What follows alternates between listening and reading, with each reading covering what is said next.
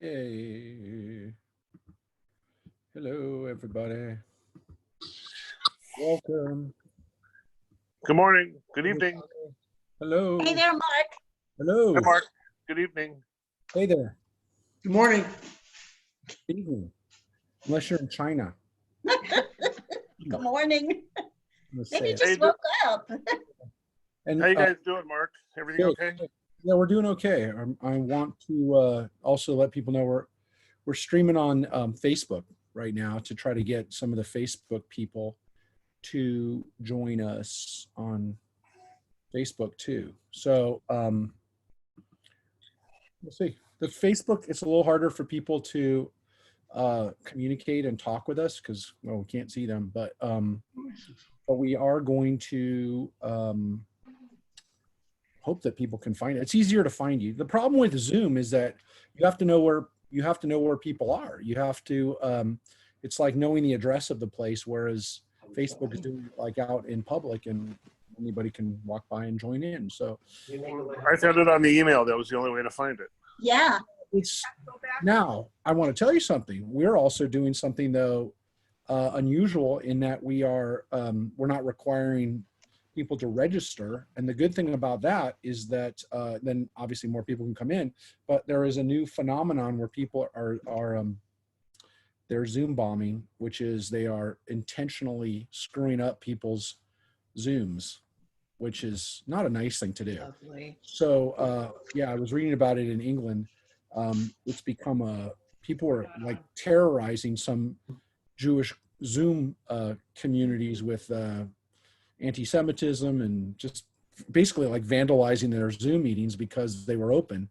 So as it stands right now, with the exception of, I'm looking at this list of culprits right here. I don't see anybody here who's gonna. I didn't do it. Who's gonna? Phyllis, you always do it. Maybe I know. I'm a little worried about Harvey. He might decide to Zoom bomb us. But other than that, no, I am joking, Harvey. I think we should be pretty good with our group.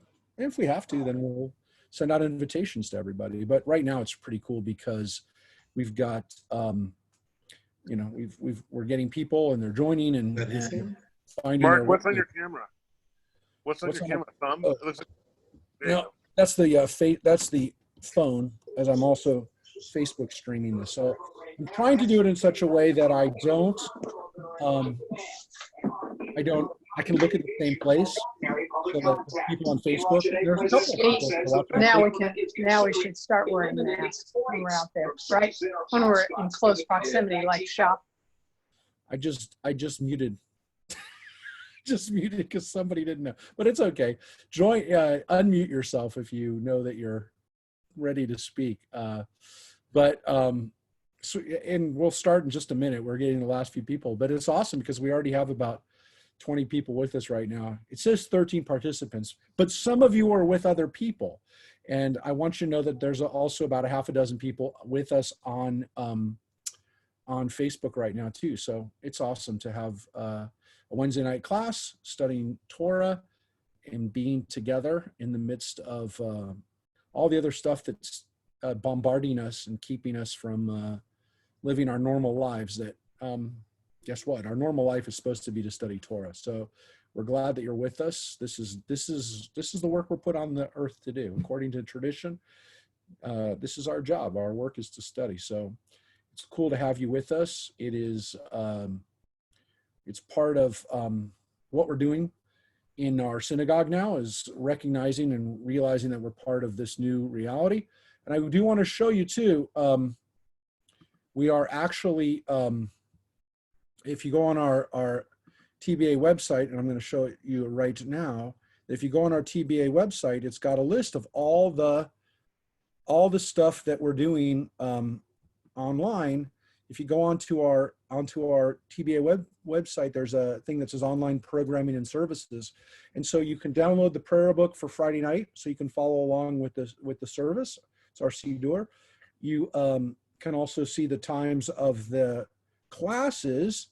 And here is the information about the community Seder that we're opening up to everybody on Thursday night, the second night of Pesach.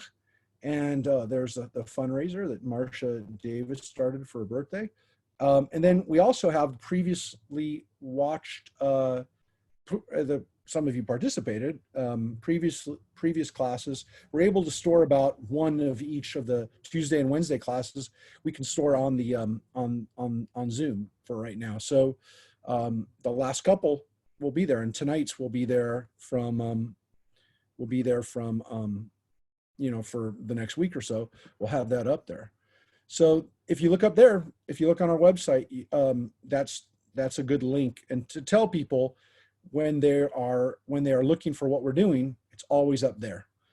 So that's pretty cool. That's a cool thing that we have up there. And so I want you to know that's always there. And there's actually a really nice article coming out in the Signal, I think this weekend, about what we're doing online, what synagogues and churches are doing online in our community. And there's a really nice article about what we're doing.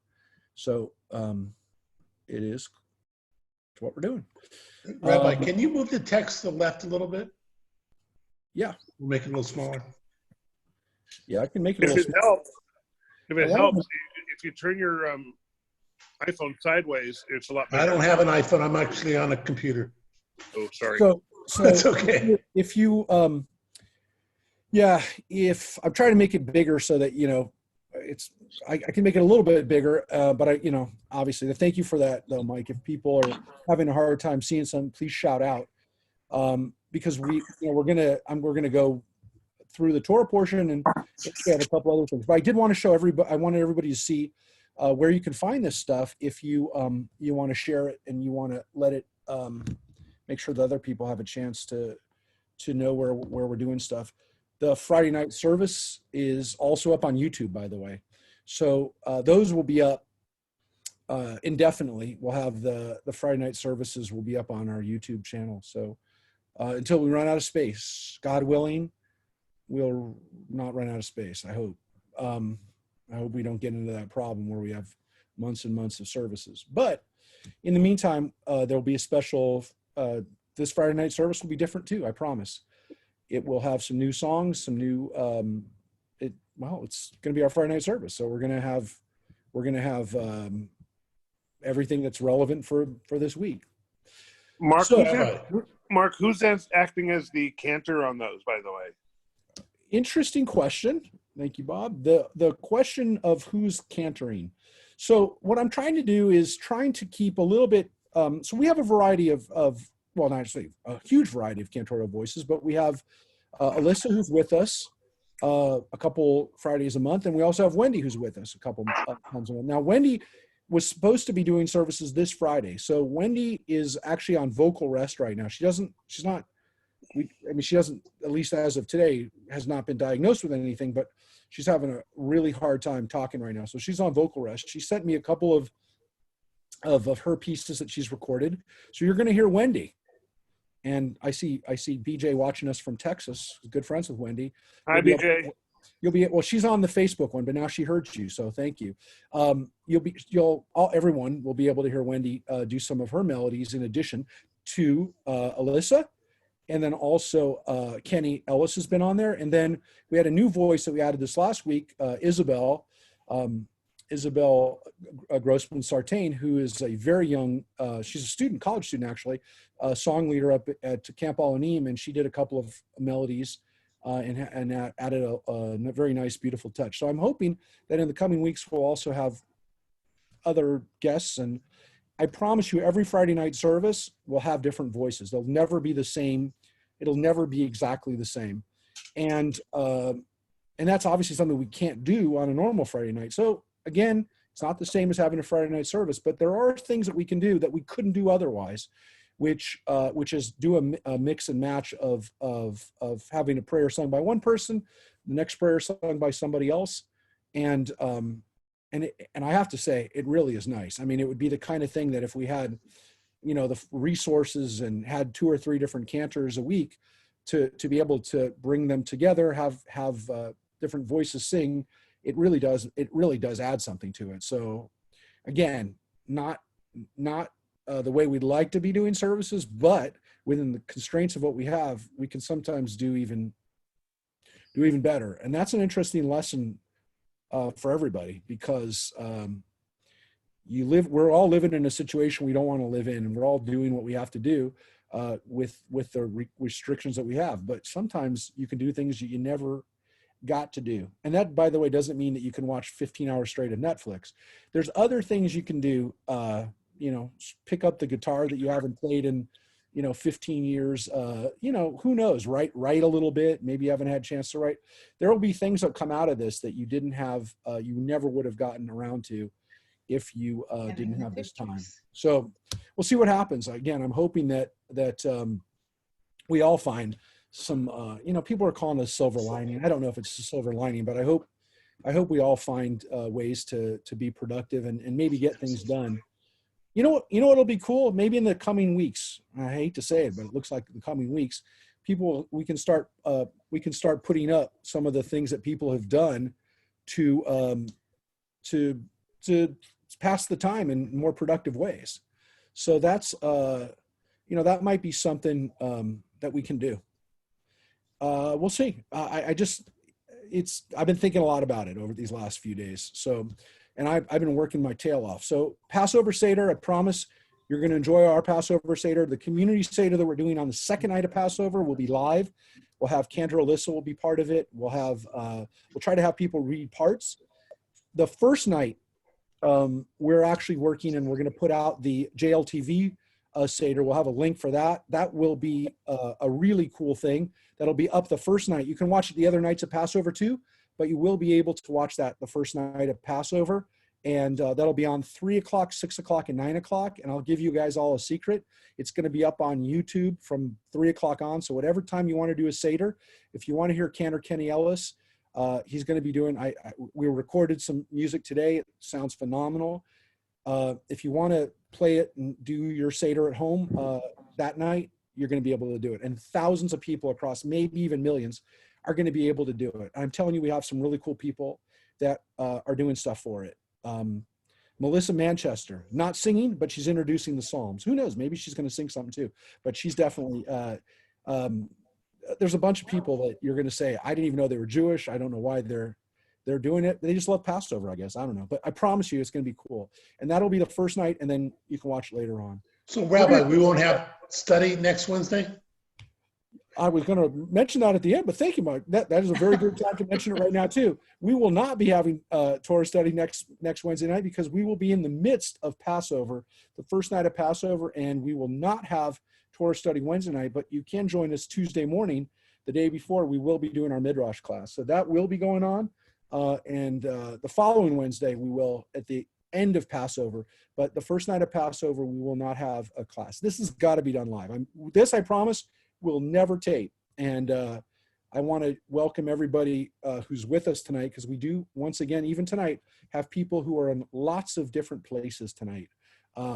We've got a few people from Texas tonight.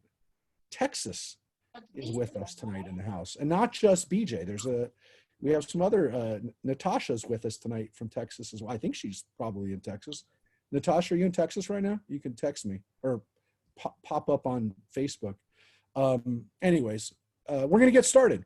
So we're looking at the Torah portion, Leviticus chapter 6. The name of the portion is Tzav. You have right up here, Tzav. It means to command. And I always like to tell people where the name of the Torah portion comes from. Usually comes from the first sentence, first few words. This case, it doesn't, because the Torah portion begins with a very famous phrase, oft repeated phrase in the Torah, Vayedaber Adonai el Moshe le'emor. The Lord spoke to Moses saying. So we can't have a Torah portion that's that, because that's every Torah portion. So we actually take it from the sixth word down. The word is tzav, command. And so the word tzav is the root for the word mitzvah. You know the word mitzvah, bar mitzvah, or a mitzvah, a commandment. This specifically, though, is not a commandment necessarily for many people. As a matter of fact, it's a very, very, very directed commandment, very specific to Aaron and his sons. So you can see this is as we started last week in Leviticus, the very first portion. Now we're in chapter 6, These are the commandments of the priests. These are the rituals of sacrifices. And so for those who are engaging in Torah study right now tonight, this is an interesting part of the Torah, because we're talking about an action, a ritual, a lifestyle that is very different from the lifestyle that we have today. It is difficult for us to wrap our heads around sacrifices because it's been 2,000 years since we've offered sacrifices. It's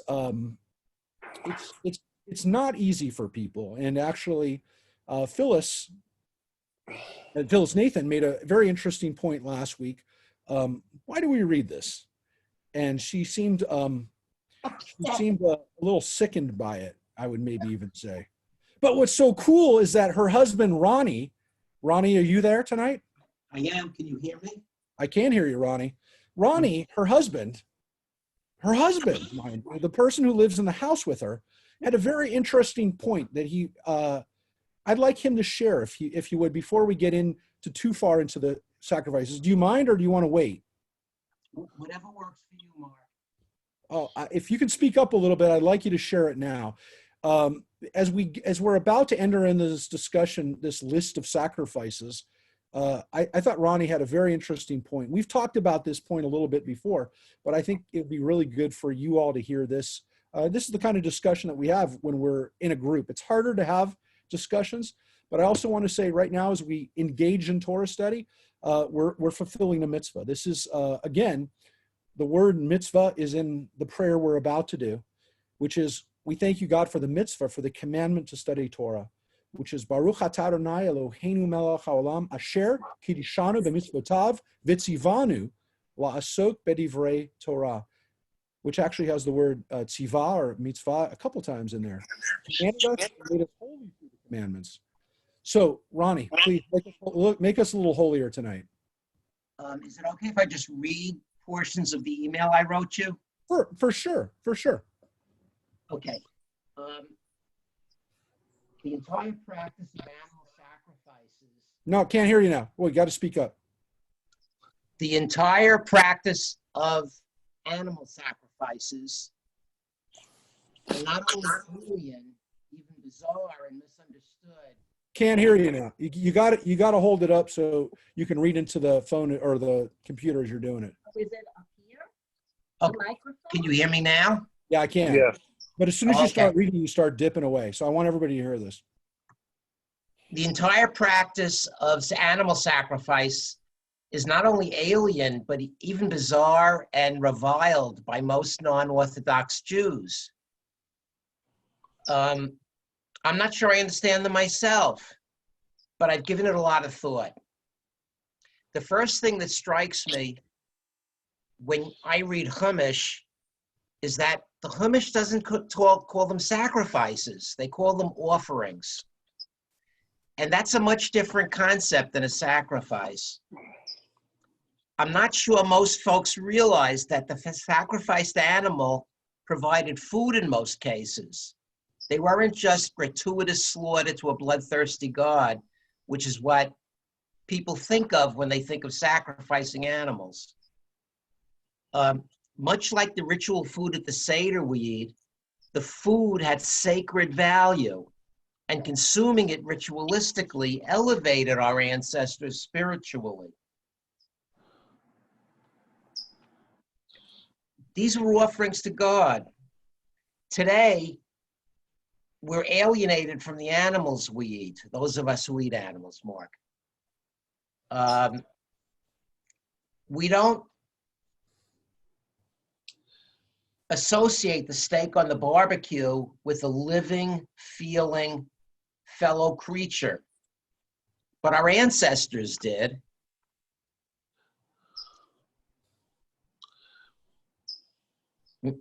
Thanking God for the gift of food, thanking the animals themselves by elevating them spiritually, making them God's food.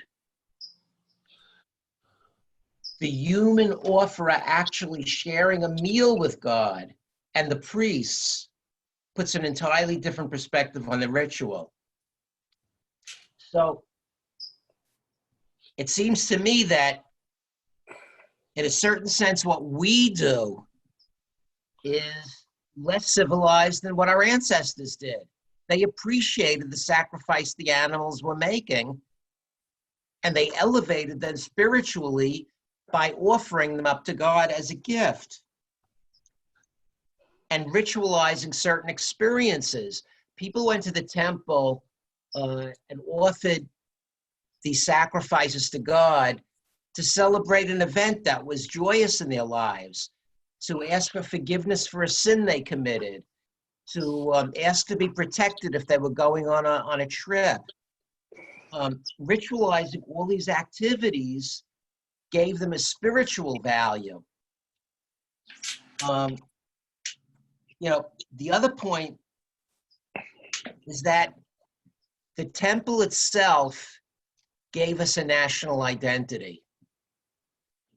For 1,500 years, the temple cult is what unified us as a people rather than 12 separate tribes who often were in contention with one another. The rhetorical question I ask Mark is, if we didn't have a temple cult with all of these rituals, would Jews have survived for 2,000 years without a temple? So those were some of the thoughts I had about the animal sacrifices that make them less bizarre to people of our age, in my opinion. Absolutely. Well, I have two things to ask about that, or to say about that. Is Bob. On the first commandment, it says, the burnt offering shall remain where it's burnt upon the altar all night until morning, and the fire is to be kept going on it. That means to me that sacrifice is not meant for food, because it would not be edible by the time the morning came and it's been burning all night. Bob, you're absolutely right.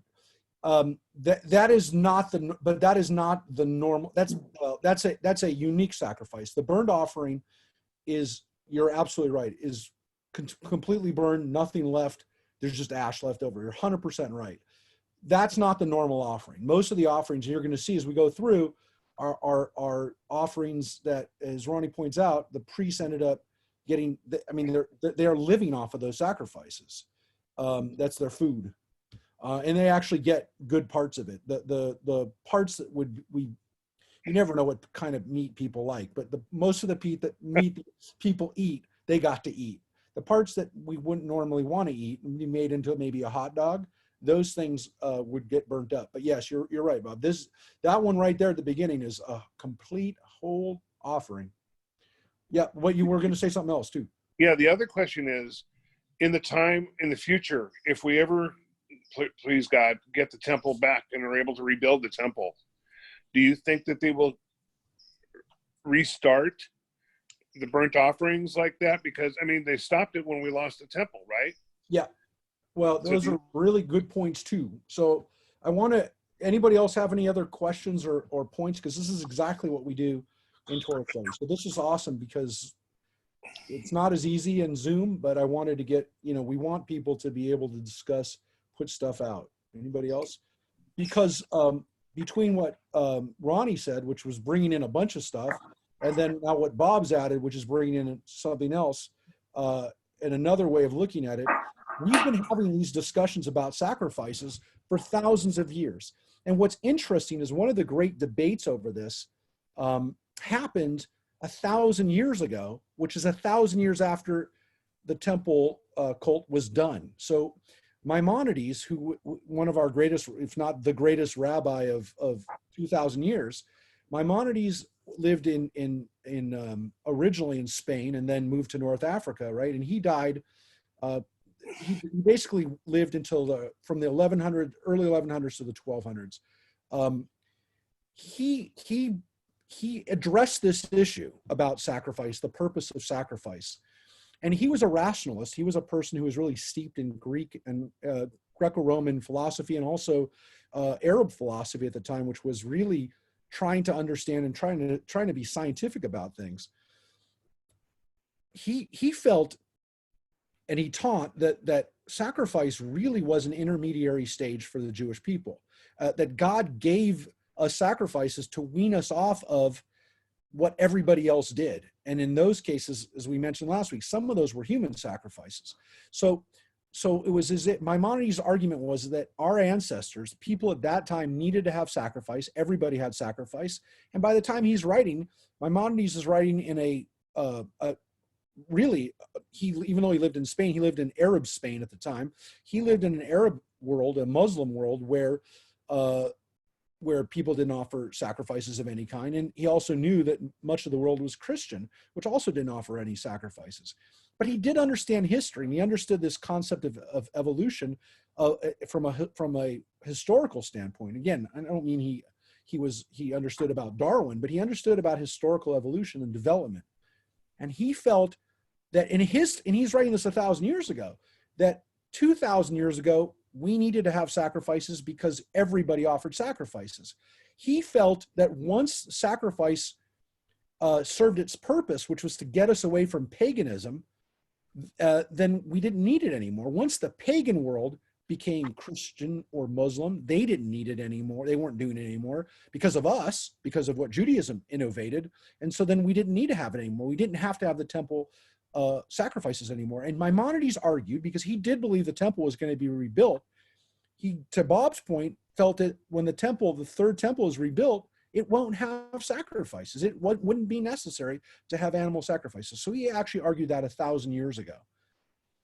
Now, I will tell you that his teaching on this, though, was not the only teaching of this 1,000 years ago, 900 years ago. His was not the only teaching, because right after him, the other great rabbinical voice of the Middle Ages was Nachmanides, Ramban. They're not related. Ramban lived in Spain as well. Ramban taught quite the contrary. Sacrifices exist because God likes sacrifices. And if God likes sacrifices, that's why we do them. Not because we're a part of an human evolutionary process, but that God likes sacrifices. How do we know that? Because the Torah tells us that God liked the sacrifices, that they were pleasing to God. And he actually picked apart Maimonides' teaching. See, Maimonides taught something that was really interesting. Maimonides looked at the sacrifices and he said, look at the sacrifices, folks. Maimonides says, when the Torah tells us to sacrifice a sheep or a goat, we know that those animals were worshipped by the Egyptians, by the Babylonians. They worshiped these animals, especially the Egyptians and their sheep. The Egyptians would never sacrifice a sheep. There was a taboo animal for them to worship. That was one of the forms of Amun-Ra. So when Jews said, we're going to sacrifice a goat, Maimonides is saying that that's a complete repudiation of paganism. Furthermore, Maimonides also lived at a time when people knew more about India. He said the reason we sacrifice bulls is so that Indians would know that we don't believe that cows are taboo. So Maimonides, in his whole agenda, is that the sacrifices were to tell paganism that we take no stock in this, and we don't believe that you need to sacrifice these things. And eventually, we won't have to sacrifice them anyways. Now, Maimonides says, no, Maimonides, you're wrong, because Noah offers up sacrifice, and Noah existed before any of these people existed. Noah was the ancestor of the Indians. He is the ancestor of the Chaldeans, of the Egyptians, of the Jews. And it says that when Noah gets out of the ark, he offers up an offering and it's pleasing to God. And Nachmanides' point is, if Noah's sacrifice is pleasing to God, then it has nothing to do with Jews or pagans. God just likes sacrifices.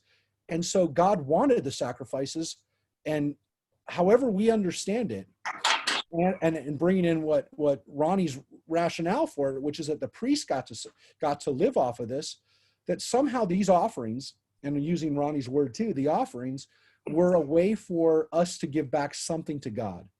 And I really do believe that Ronnie's point is valid. And I think, between bringing together Maimonides and Nachmanides, these great rabbis, Ramban and Rambam, that we try to make sense of these sacrifices in where we are as people. And obviously, as a vegetarian, it's hard for me to rationalize the need that God would have for animals.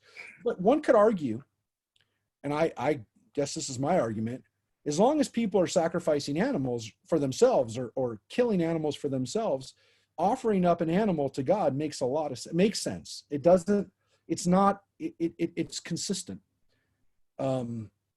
Because there is this sense of thanking God and recognizing that if I'm taking an animal for myself, I want to thank God, and I want to take something that I've taken, that I'm going to take, and recognize that this is a gift from God, that all life is a gift from God. So there's something special about that. And again, I can make the argument that since I'm not killing an animal, I don't feel the need to offer that back up to God. But I really wanted to start off with Ronnie's points here, because as we're going to read the details of these sacrifices, understand that we've been thinking about this for 2,000 years of not doing them, and then about 1,000 years of doing them. And there's a lesson in it, even in our own day. I think there's a really interesting lesson too, not just about the offerings, the meat offerings, but also the other stuff that we offer as part of these sacrifices or offerings that you're going to see too. Clearly the priests, this is important for the priests. This is the priest's job. And it's also, it also is their, as we've heard, it's their livelihood. They depend on these sacrifices to live. Eventually the priesthood became so wealthy because there were more sacrifices than they could offer. So they kept these animals, they sold these animals, or in many cases, they took the cash equivalent of the animals, and then they just became way too corrupt, way too wealthy off of the sacrificial system that we had.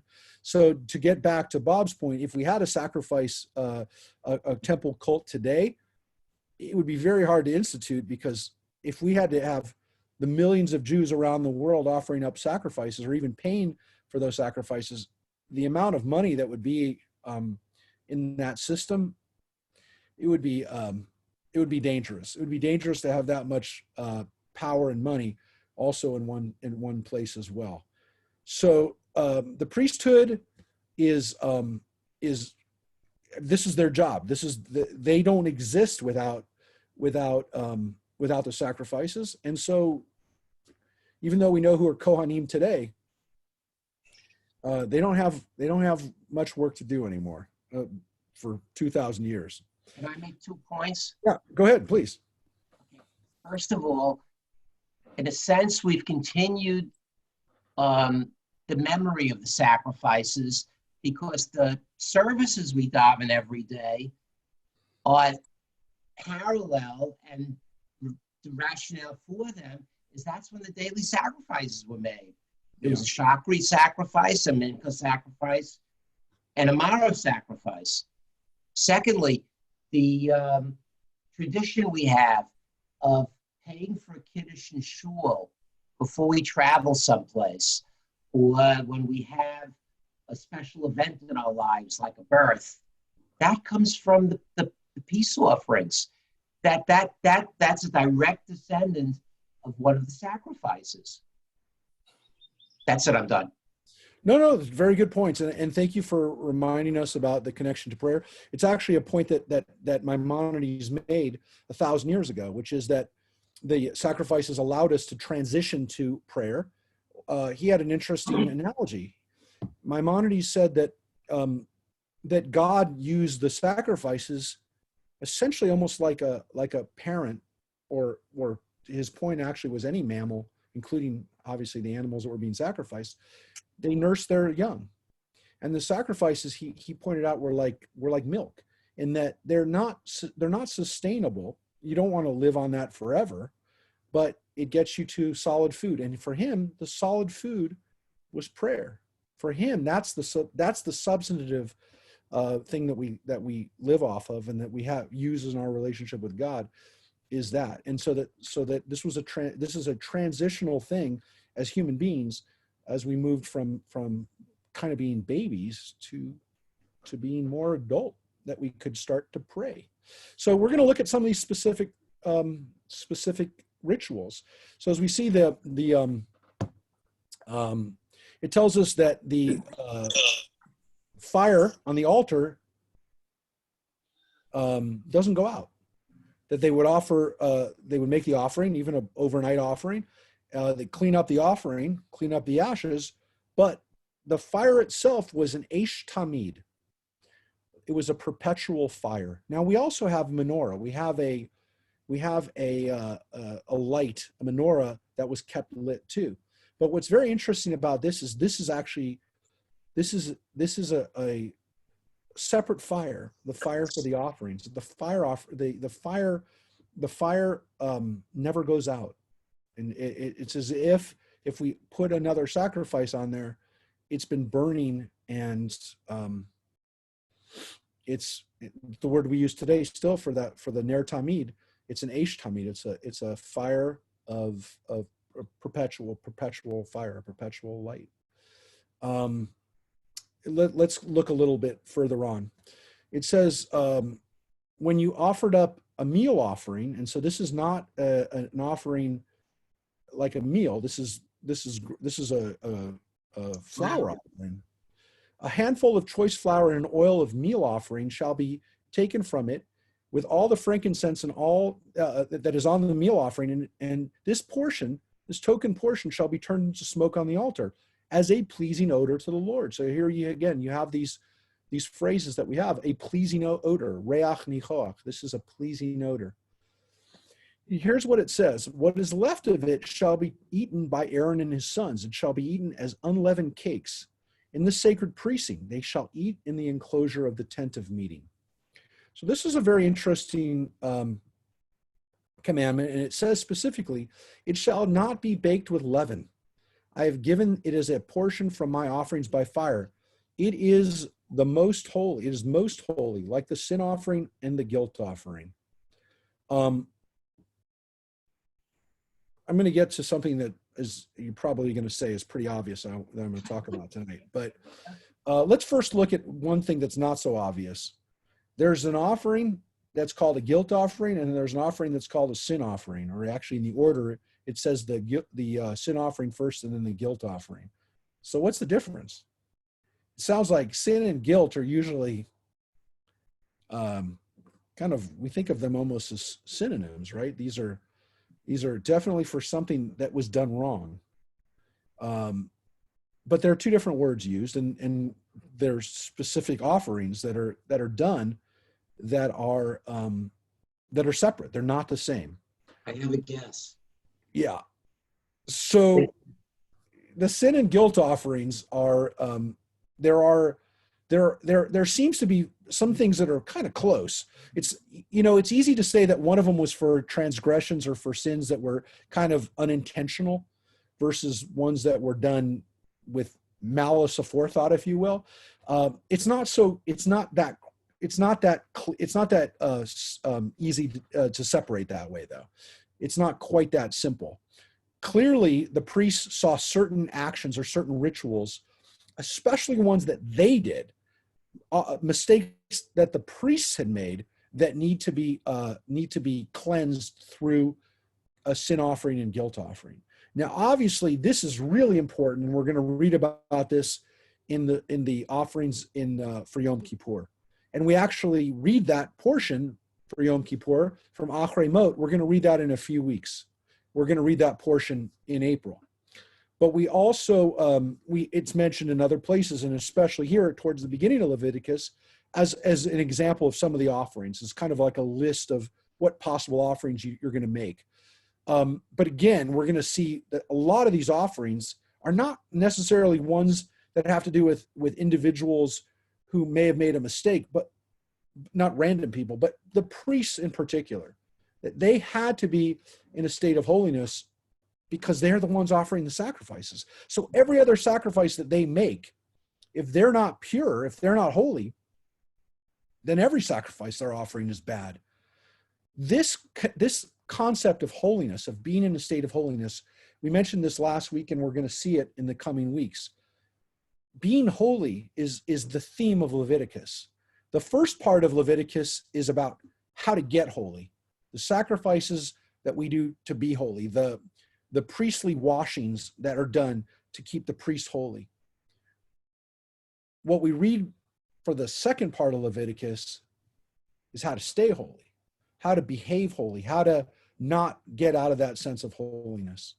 And what's really interesting about this, and this is kind of the obvious thing to talk about tonight, is that one of those things that keeps us holy, kept the priests holy in particular, is that they didn't eat and didn't consume within the temple precinct leaven.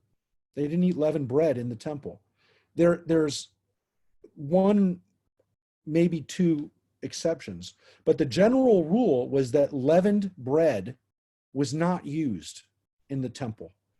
There are a lot of sacrifices that use bread, that use meal, but virtually every time, the point is, it's unleavened. So the fact that we're reading this right before Passover is interesting because it's reminding us that there's something else going along with our eating of matzah, that Passover and getting ready and getting our homes free of leaven isn't just about our diet during the week of Passover, 8 days of Passover, if you will. It's about the spiritual concept of what leavened bread represents, what it symbolizes, and the fact that it's not leavened versus unleavened is not simply just, I like to eat a cracker that doesn't have yeast in it. These are spiritual foods. These are things that we're putting in our body. These are things that we're offering on the altar. And the fact that we have these descriptions are important. And so keep in mind that when we talk about leavened bread at Passover, in a way, we're reenacting what the priests do when they get into the temple. So whether a priest had a loaf of bread when he wasn't in the temple, that's not what we're talking about. I'm not saying that. But when they were on the Temple Mount, when they were doing their temple work, they didn't eat leavened bread anytime. Not Passover, any day.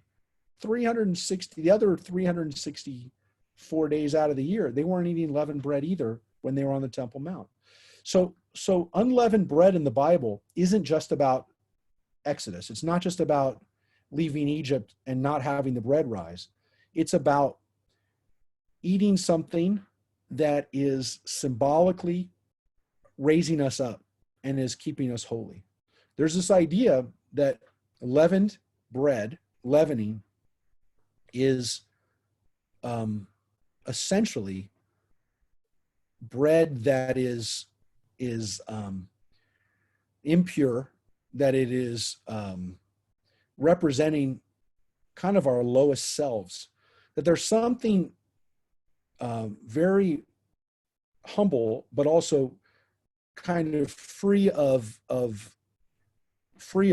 all the arrogance and the symbolic fact that when we talk about being puffed out, that the rabbis really recognize that and commented on the fact that the Bible seems to recognize that. The Bible says it, and then the rabbis go further into the fact that leavened bread represents our less evolved self, that it really is our attempts at being bigger than we really are. And it's an interesting concept. It's something that we talk about every year at Passover, that the action of eating unleavened bread actually makes us not just remember the fact that we left in a hurry, that we were slaves. This is the bread of affliction. But in a weird way, bread that's leavened is a bread of not being as pure. So this is a concept that we have at Passover, and the fact that we read this right before Passover is kind of like a little reminder that we're all being a little bit like priests when we clear out our homes of leavening for the week of Passover. So keep that in mind, that this is the norm. This isn't like Passover. This is every day. If you're a priest, when you're in the temple, you're eating unleavened, you're offering up unleavened bread. even though you'd think, well, wouldn't God want to have the fancy, doesn't God want to have a nice brioche bun with that bread? No, with that offering. No, it's literally matzah. It's unleavened bread. Interestingly, we like to point out too about leavening that we still use similar words in English. When we talk about people feeling crummy, that's the crumbs are an allusion to the fact that these are pieces or parts of ourselves that are not the highest part. This is not our good self. Any comments or questions about that right now? So this is. Yeah, something I just realized while you were talking about the leavened and unleavened bread is that every culture, except for, I don't know, the European cultures, France, Italy, have very flat breads. I'm talking about a taco, naan bread in an Indian restaurant, a pita, and they're flat breads.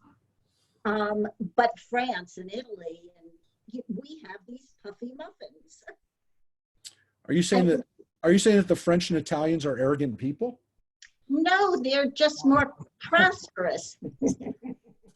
I'm just kidding. I realize my hair is leavened. I need a flat. I'm filled with myself. You're all puffed out. But I'm all puffed up. We use that word all the I time. need an unleavened haircut.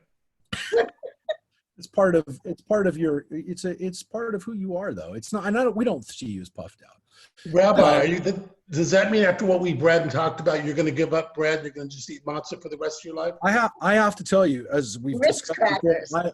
is my biggest weakness. I will tell you that a couple months ago when I went on a keto diet, it was the hardest thing I've ever. It's the hardest thing I have ever done. It was much harder than being a vegetarian for the last 26 years. Giving up, or 24 years, 25 years of 26 years. Yeah, 1994. It was much harder to give up bread, and I can do it for a month, and I can do it. Obviously, I'm going to do it for a week or 8 days, but I hate it. I hate it. I will be having the minimal amount of matzah that I can get through. So I guess the better thing is to leave this out as much as possible. The interesting thing is that what we've of course learned about our bodies as we know more about the way we process food is that we hurt ourselves with the amount of bread we consume. Now clearly our ancestors enjoyed bread too. It was one of the few things that that they would bake, and that Phyllis was pointing out some of the different breads that are still enjoyed by people around the world. That almost every group had a and has a bread. And by the way, I love all those bread. One of the things I could do in any country is eat bread, but it's not good for us to. Our bodies are get poisoned by the amount of bread that we eat, especially nowadays with the processing and the bleached flour that we use. Most of us, not all of us, but it's not healthy. And there's an interesting health lesson in this too. But it is interesting that to aspire to be holy, that we would do this, that we would actually engage in eating, that we would engage in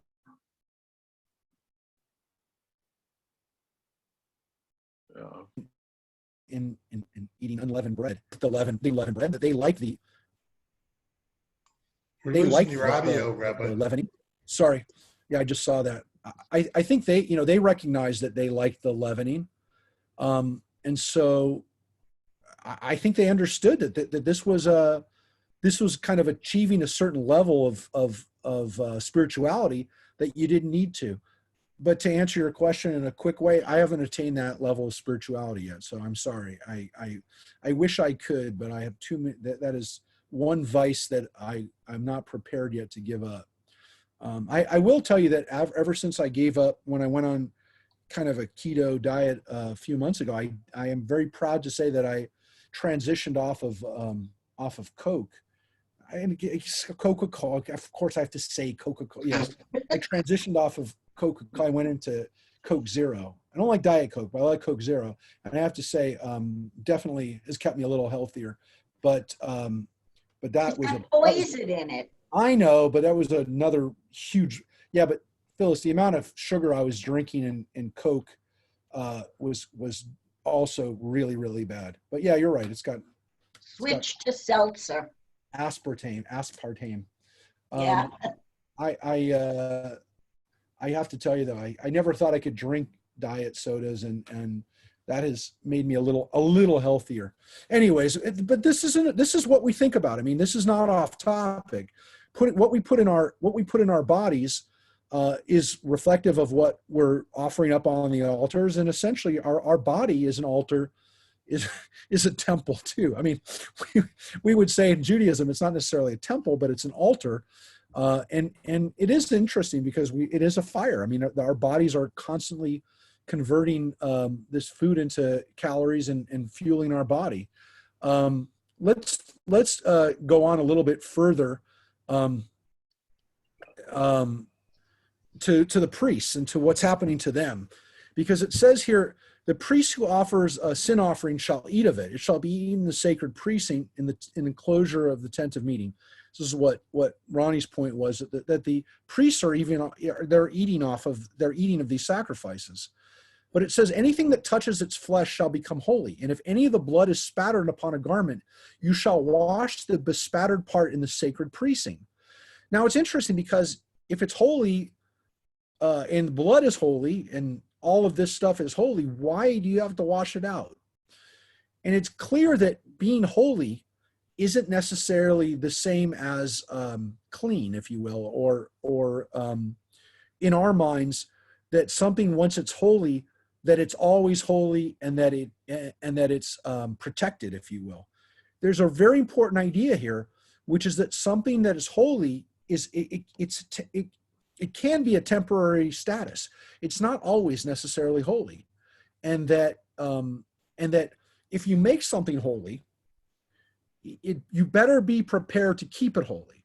And so, to some extent, a garment or anything that comes into contact with this is holy and is kind of in an elevated situation, and one that you don't want to mix with an unelevated situation. So keep that in mind as we're reading about sacrifices, that holiness is not necessarily something that once it's holy, it's always going to be holy, or that once it's holy, you may not be able to keep it holy. You may not be able to keep it in that level. So you got to be careful. You got to be careful of what you're getting holy, if you will. So it's a really interesting concept. It's almost like when you played tag when you were a kid. Once the things got tagged, you're it. But then that it can be transferred to somebody else. You can touch somebody else.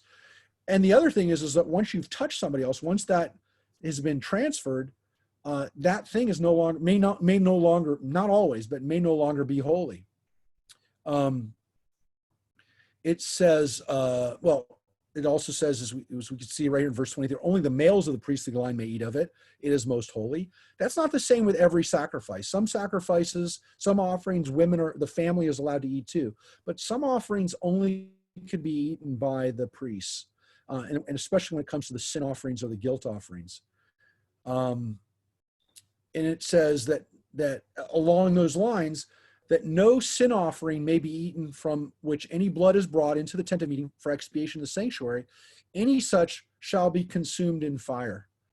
And so really what happens is once those sacrifices are offered, or once they're brought in, or once they're made sacrifices, they've got to be kept in the temple area. They can't be brought out of the temple area.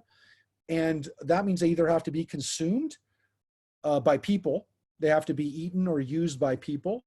The blood is splattered. So in some cases, not in every case, but the blood that was sometimes splattered, that's used. Some of it's burnt, some of it's eaten, but none of it is supposed to ever leave the Temple Mount. Once it's been offered there, once it's been brought there, it can't leave. It doesn't come off the temple. Any animal that once it's been brought up and once it's been prepared for sacrifice, it doesn't come off. It's either eaten, burned, or used in some way in that temple, but never off of it. here we have, I'm just going to come up here first for a quick second. This was the first thing we went through were the sin offerings, the rituals for the sin offerings. We have almost the same in chapter 7. We almost have the same explanation for the sin offerings in chapter 7 are now for the guilt offerings. So I will tell you that when we go into the guilt offering, it is also offered there, and you can see it says the priest shall. I want to show that side. Sorry, keep doing that. The priest keeps going back to the beginning of the portion when I do that, so I'm not going to do that.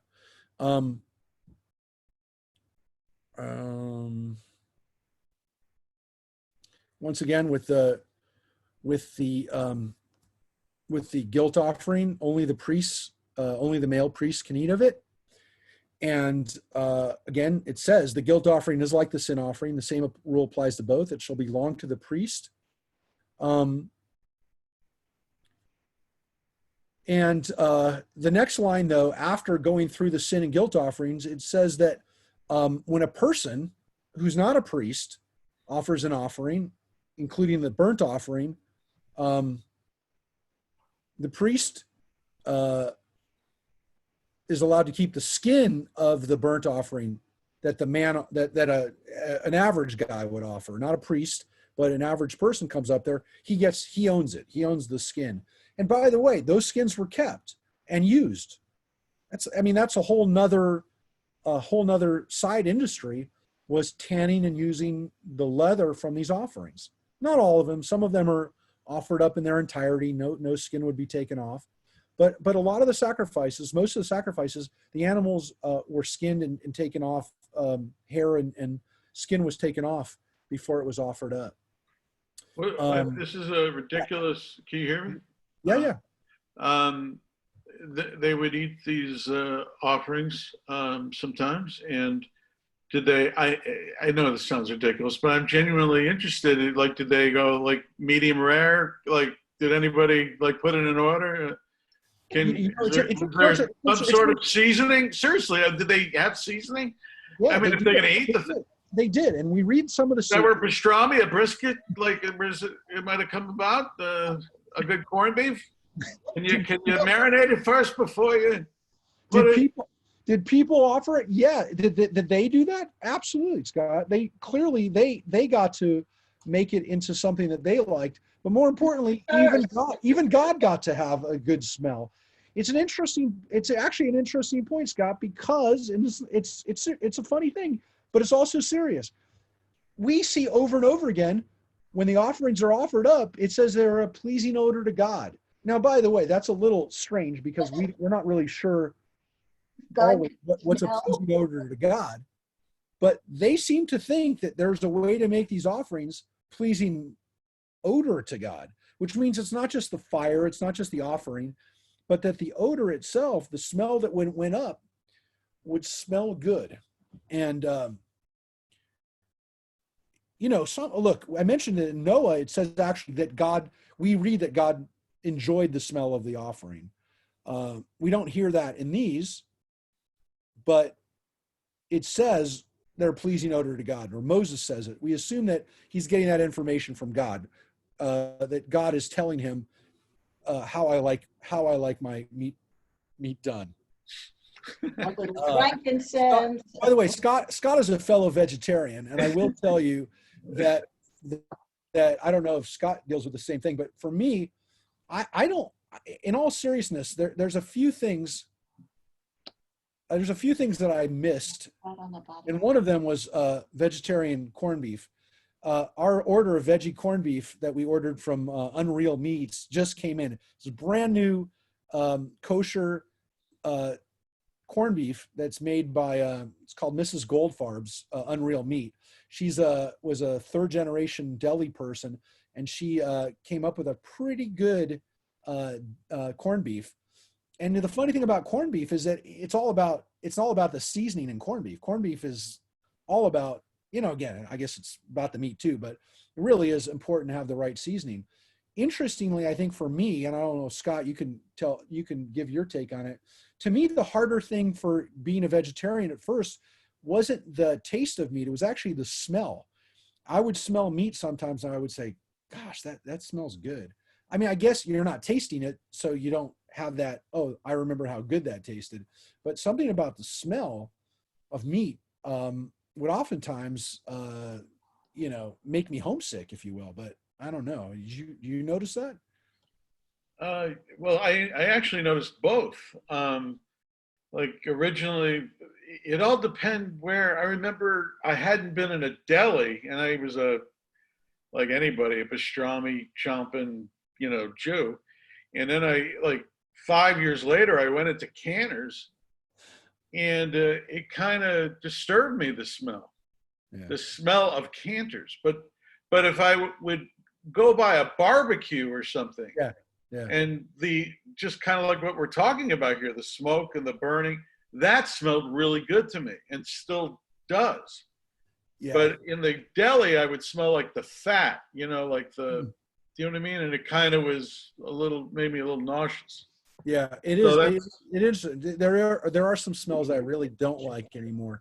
But yeah, barbecue smell, especially like I walk past a park on a Saturday or Sunday. Yeah, that still smells good. Those are the smells.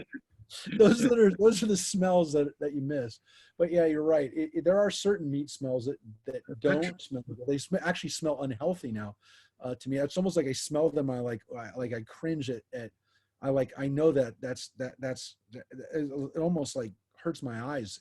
So it's an interesting thing that the smell is what we recognize as what is part of the offering that I don't know if it's the sensory part, but it definitely seems to be the part that we talk about or that's mentioned in the Torah itself. The reach nichoach we have over and over again. When we read it in Hebrew, it's kind of poetic in Hebrew. Reach nichoach.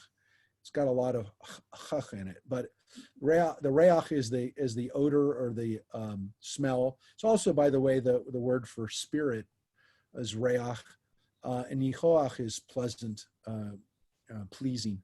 So that's the Hebrew word for it. And when you read it in Hebrew, it sounds nicer, and it's kind of sticks out when you read Torah.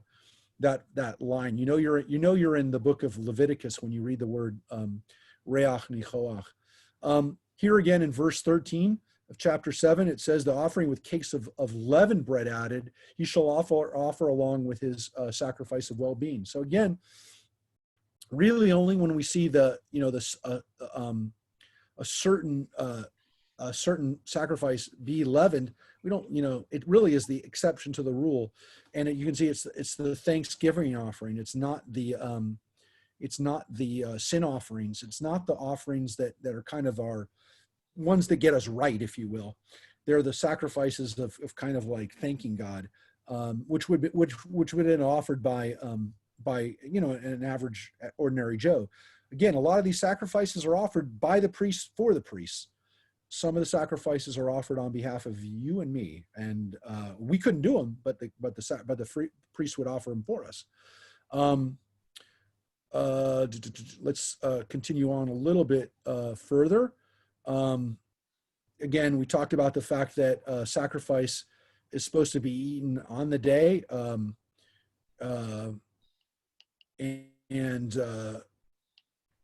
that by the next day, whatever's left over, you're burning up. You don't leave it over.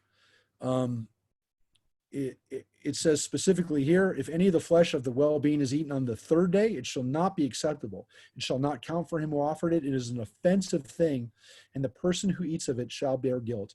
Now, what's interesting about that is that, it seems as though that the purpose of this is to remind people to not let the offerings sit around, to basically not treat them with contempt and with kind of laziness, just saying, oh, there's a sacrifice over there, whoever it is. There seems to be, again, a thoughtfulness to it. But what's really, really, of course, we know now very special about this is that this keeps people alive. Leaving meat over that is been sitting around for a couple of days is a really good way to get sick and die. And so there are practices that we instituted centuries ago, thousands of years ago, millennia ago, that kept us alive because the Torah commanded it. It doesn't say, I know, it doesn't say because you're going to get sick if you eat it, but you're in trouble. It's offensive. It's a crime, essentially, is the word. It's pigul, if you did it. And so people you couldn't do it. So that's a kind of, again, an interesting thing about a reminder of what we do. The chapter ends with kind of an interesting theme that we have in a lot of Leviticus, and something we touched on already, but I want you to see it. When a person touches anything unclean, be it human uncleanness, or an unclean animal of any unclean nature, and eats flesh from the Lord's sacrifices of well-being, that person shall be cut off from his kin. And that's a pretty strict law. This idea that the priest had to maintain a sense of holiness, I mean, this is really, really, really, really strict. The priests had a tremendous obligation to maintain their sense of purity. And so with this wonderful celebration and special benefit of being a priest came a tremendous obligation and responsibility, which was Rabbi? Yeah.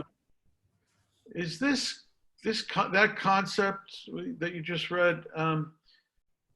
That sounds to me like when somebody makes a financial sacrifice, in a sense, to a temple, right? Or to a charity. And the person who takes that has a special obligation to ensure that that is used in the way that the person giving it is supposed to. And in any way, the person goes in for themselves and uses some of that sacrifice is apparently a great sin. Is this what? Yeah, and it actually is analogous. But it's actually there actually is very. I mean, we'll actually see it in Leviticus. Very clear. It's a very clear statement to that. But you're also, again, on this point that you're connecting it to. Yeah, the issue is that even beyond that, your state when you offered up the sacrifice has to be pure when you offer it. So yes, I mean, any misuse of the sacrifice is that's even worse, because the reality is, even attempting to come close to the sacrifice as the offerings, you got to be pure when you do it. You have to step into this as again, you're doing God's work on earth. And so you have to be in a state of purity, of being clean when you do it. And that's the word, bechol tameh. You cannot be unclean in any way. So either if you came in contact with an unclean animal, unkosher animal, or an animal that was killed in an unkosher way, or roadkill, even if it was a kosher animal that was killed in any way or died or if you came into contact with anything that's from a human being that would render you unclean, any type of bodily discharge, which we're going to read in great detail in a couple of weeks in Tazria and Metzora, this concern with bodily discharges. I mean, yeah, you couldn't even offer up the sacrifice in the first place, because if you did, the penalty is you're cut off. This is the kind of the highest level beyond being killed that you can be, which is cut off from your people. But when you are that liaison between a person's wishes to connect with God and the oneness of our world, and you have that responsibility. Yeah, that is a great responsibility. And we've seen so many people fall in our lives, in our modern world, and before, who take on that responsibility. Yeah. And dip in or are unholy, or doing something unholy on the side. and they have great fallings, you know, and it just, you know, their ministries collapse, and on and on and on. I lost, Here's the line that actually, though, addresses exactly what you're saying, Scott. If anyone eats the fat of the animals from which offerings by fire may be made to the Lord, the person who eats it shall be cut off from his kin. And this is not the only example of it. It says over and over again, if you take something that belongs to God from that offering, if that part of the offering you've taken and it's not yours, that's the part that's supposed to be offered, you're cut off. It's the same phrase. That soul is cut off. It is very careful when you do something so-called holy. Yeah, the phrase, and you're not, because the phrase, you could be cut off. That's a pretty severe penalty. Yeah, the phrase is very strict. I mean, a person being cut off from his kin is literally like saying they're completely gone. And it doesn't say they can come back. So this was serious stuff. And you have it again here. Anyone who eats of the blood that was supposed to be there, that person is cut off from his kin. So these are so blood and fat are not allowed to be eaten by the people, by the priests. And I said people. I meant by the priest people. Those are parts of the offering that were supposed to be for God. So they're not supposed to be eaten. It's interesting because you kind of ask yourself, is that really like who'd want to eat that? But yes, blood is not kosher, as Ronnie's saying. The blood is a recognition of the life itself. And so we that's why we salt meat. I mean, Judaism wanted all the meat, all the blood out of that meat. Now, again, some people say it tastes good. Some people say it tastes bad. The point is the recognition that the blood was part of that holiness is something that that we recognize, from early on. This is a strict rule for us, which again isn't necessarily the same thing as everything that we're reading here is not necessarily analogous or exactly the way it is in kashrut, because clearly in keeping kosher, you're allowed, you and I, or not me, you who eat meat, you're allowed to eat fat. Not necessarily recommending it. I'm not saying it should be part of your diet, because we know that that's maybe the least healthy thing you can eat of the meat, but there is no biblical commandment against you and I, again, you eating the fat when you're eating the meat, because as we would point out, that's what the pastrami that people would really many people would like to have too. So yes, there's no issue of eating fat, but eating blood, not supposed to have it. Blood in the meat renders something literally unedible for us if we're keeping kosher. But again, that's not everything that the priests had to do, we have to do when it comes to eating meat. Clearly, there are also parts of the offering that the priests had to eat from or couldn't eat from, that we can eat from, and vice versa. There's things that are kosher to eat that they couldn't eat, and there are things that are unkosher for us to eat, not that they could eat, but that would be actually offered up to God. So it's not exactly, it doesn't fit exactly back and forth what we eat and what was offered.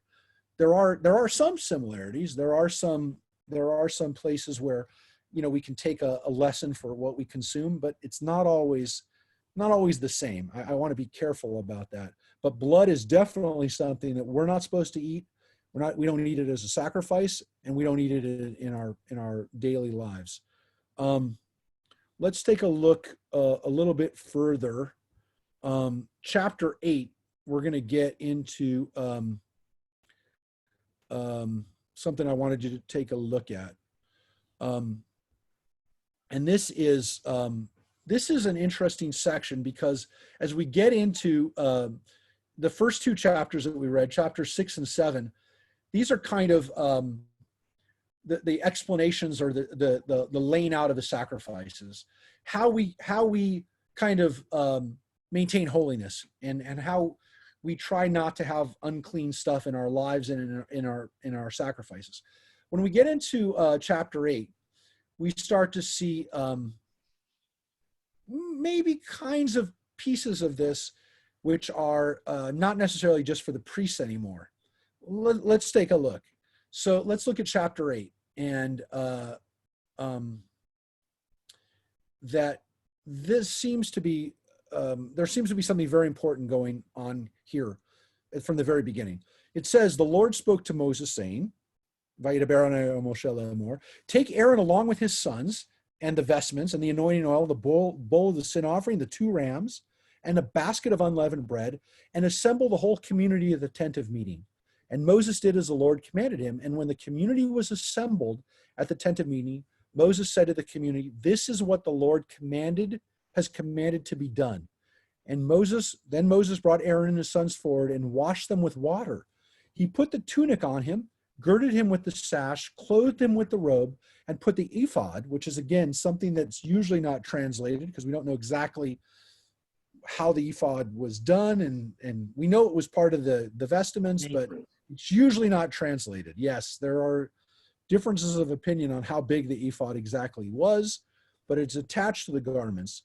Girded him with the decorated band with which he tied him. He put the breastpiece on him, and he put into the breastpiece the Urim and Thummim, which we also don't have anymore, and difficult for us to know for sure what they were because we haven't had them for a long time. But they were the some people call them the divine magic 8-ball.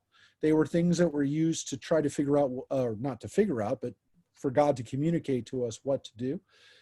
There's a theory that they have the letters of the alphabet, that maybe one had the first half of the alphabet, the other had the second half of the alphabet, and that when they were tossed out, or when they flipped, or when they were used or pulled out, that the letters would be an oracle, if you will. Difficult to know exactly what they are. We will tell you that they are on the crest of Yale University.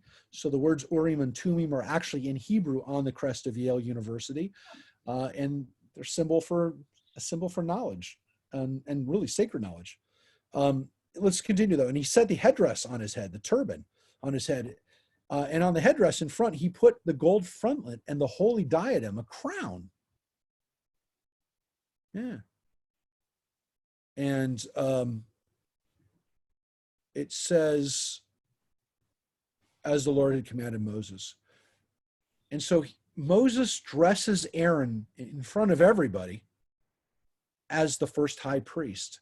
So this is not a normal thing. This isn't something that the priests would normally do. This was done at a certain time when Moses essentially made his brother the high priest. And what's so interesting about this is that this, again, is the same guy, Aaron, who was at least partly responsible for the golden calf incident. And yet here, he's given this really, really special honor of being made the high priest. And it's his brother, obviously, he's got the rules, so that's why he has him and does this for him.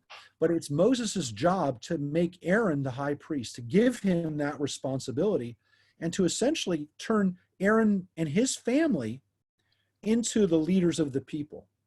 Now you can say, well, it's still Moses doing it, and so, it's still a recognition of Moses's power. But Moses did something right here, which is very humble. Is, again, it's not really his choice because God told him to do it. We're told that a few times. But Moses is essentially giving Aaron and his family a power that Moses and his family don't have, to be the priest, to be the high priest, and to be all the other Kohanim. So who made these garments? Well, we read it. We read it in the previous portions at the end of Exodus. We read about the fact that the direction for the creation of the ark and the priestly vestments, the clothing, is put into the hands of Bezalel and Oholiav, the 2 craftsmen. But it says that the people made the garments. It says that this was also the work was done by the people, including the women who helped make the garments, and again, this was women's work because it seems like men and women both did some of the work of the garments, but that these garments were now put, that were again commanded by God. These garments are now put on the high priest, on Aaron. And so this is, I mean, we could Where say did that the jewels come from? The jewels that were on the, also the explanations for those are made in Exodus, in the description first in Truman Tetzaveh, the commandments to make them, and then in Vayakel Pekudei, the last two portions. So we read about those. In Exodus, we read about how those things were commanded and then how they're done. But yeah, these are tremendous things given. But it's interesting to think, what was Moses' reaction to this? I mean, was Moses excited to do this for his brother? Did he, in the back of his mind, still say, well, this is the same guy who just built a golden calf? Did he, in the back of his mind, say, why isn't it my family that gets to be the high priest? Because again, you can say, well, this doesn't take anything away from Moses. Moses is still going to be the leader of the people. He's still going to be the guy that God speaks to. Moses is Moses. But I want you to keep in mind that he's at least giving away the ability to offer up sacrifices, to kind of be the spiritual leader for the people. He's giving that responsibility to his brother. And more importantly, it's not staying in his side of the family. It's going to that side of the family. So I got to think that Moses, there must have been some, not hesitation, there must have been some kind of feeling like, why not me? Why not my family? Why am I not my son? Yeah. Mark, Yeah. you once taught us that most people in the Middle East combined priesthood with kingship. Yeah. Okay. The Torah is the first example of checks and balances and separation of powers. So here what's happening is the ability to perform special rituals that help people connect with God is assigned to one group of people. Moses is still the secular leader of the people, and he's still the judge. And later on, when they talk about kings, they talk about separation of powers there too. Yeah. Yeah, and that adds a whole other element. You're absolutely right. So we had three, maybe at sometimes even four branches of Jewish leadership, right? We had the priests, the religious leaders. We had a king. The prophets.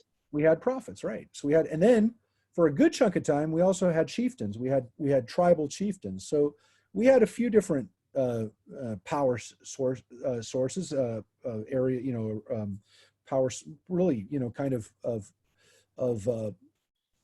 branches of leadership. And so, yeah, that did help us stop a concentration of power. And again, we don't have kings yet, but Moses kind of, as you mentioned, is kind of one of the political leaders. There are tribal chieftains. So we do have already in the desert, we have tribal chieftains, and we've seen them, and we'll see them sometimes do the right thing and sometimes do the wrong thing, but they are there. And of course, we have him as a prophet. What a faith, by the way. Yeah. Right? Our God is a burning bush. Moses is wearing a veil and disfigured with possible horns. Yep. And his brother's got the whole thing, the gold. He's covered with gold and breastplates and everything. And it's a pretty good deal for Aaron and the family. And that was my point, Ronnie. Right, it's a very good point that Ronnie brought up, which is the checks and balances.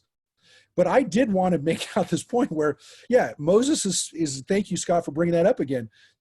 Moses is sitting there with a veil over his face for a good chunk of his life now, of his at least waking hours, and his brother is walking around with a crown. So this is not the only part of this that I want to touch on. I don't want to make this all about Moses and Aaron, but I do want to point out that it's not easy to think about from the standpoint of, and again, Ronnie's point is very important, that that it's not all without Moses. But I think in the back of my mind, what he just did is he just gave the legacy of power for for about the next 1,000 years. And by the way, we still know who are Kohanim. We don't know who are descendants of Moses. We know who are Levites, by the way, too, which Moses and Aaron and other people are too. Korach is a Levite. There's other Levites that we read about in the Bible, but we don't know who are the descendants of Moses. We know if you're a Cohen or Katz or Kaplan or whatever name you are carrying, and you have a family tradition of being a Cohen, we know that you're a descendant of this guy. And so I only want to point out here that Moses at this point is maybe excited that it's his brother, it's his family, his nephews get to continue on, but he had kids. He has 2 sons, Gershom and Eleazar, and Gershom and Eleazar just got, if you will, passed over. And so I kind of sit with that a little bit. Again, I don't want to harp on it, and it's not the only thing I want to get to, but just keep that in mind. I just want to point that this is what Moses was just commanded to do. And the rabbis do point out, I mean, I'm not the first person to notice this. They recognize that this is a bittersweet moment for Moses. It doesn't leave the family, but it does leave his immediate family. And again, this isn't irrelevant. This is hyper relevant, because you know who you are. If you're a Cohen, you still carry that distinction to this very day.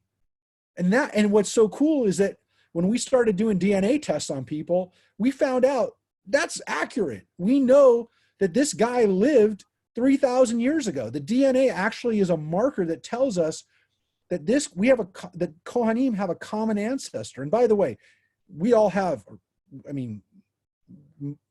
virtually all of us have Kohanic DNA in us. It's one of the ways we know when we do a sampling of a Jewish community that the community is Jewish, is we look for that haplotype that the Kohanim carry. But we've identified it.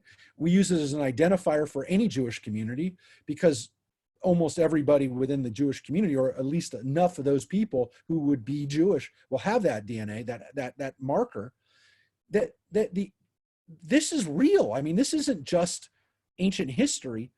The fact that we can identify a common ancestor who lived 3,000 years ago is mind-blowing, and is something that at this moment Moses just turned it over for his brother. I mean, I don't know that I could have done that. I don't know I could have done that without a tear in my eye. That's for sure. Imagine though, if it was reversed and Moses was the priest, we really would be worshiping Moses. It would be like, he'd be like Muhammad, you know? Yeah. It would be at that level. I mean, it had to go down that way. Yeah. It's very important to understand that we needed to have that, but There's another issue here. Yeah. There's another issue. Who wrote the book? Who wrote this part of the book? Well, okay. I just want to make clear, I didn't bring that up. You brought it up, and I will say that the common, the accepted tradition, if you will, for the last 100 years of the documentary hypothesis, the belief that parts of the Bible written by different people, the common accepted and you would maybe say obvious point here, Roddy, is that who wrote this? The priests. Yeah. The priests wrote this. Yeah. And so it's really important to recognize that, this gives the priests the legitimacy to do their job, and to say that Moses is the one who gave it to them. It wasn't like they took it. It wasn't like it was something they made up. It was conferred on them by Moses, and through God's command. And so that is an interesting element to this. Just saying.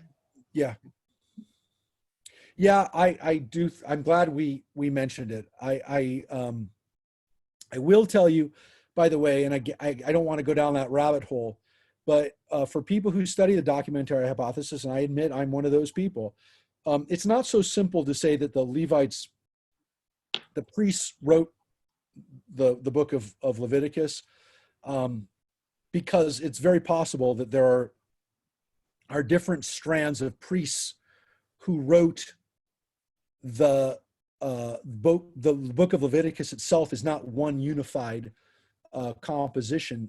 So people who study this will also tell you it's not so simple to just say it's one priest. And it's also, by the way, important to point out, since we have pointed this out, that there are other parts of the Bible that were written by priests. There are other parts that we've identified as priestly sources, and also maybe even Levitical sources, so that it's not, it's possible that maybe all of the Bible, all of the Tanakh was written by people, or not necessarily the whole Tanakh, not the whole Bible, but at least the Torah was all written by people who would have been Levites or priests.